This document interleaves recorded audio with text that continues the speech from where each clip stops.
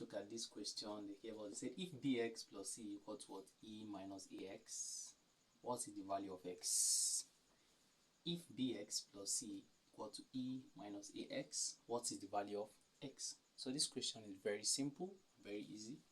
So let's bring back my question. I have what? Bx plus c equal to what? E minus ax.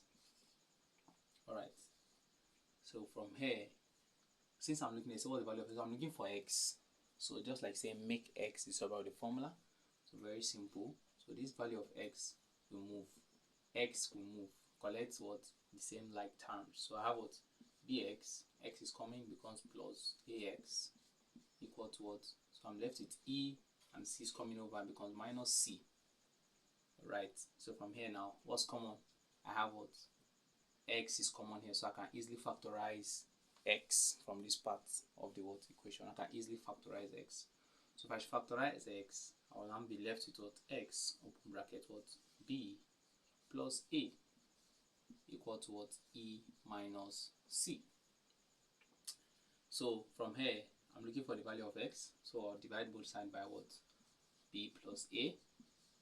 And also divide this side by what? B plus a.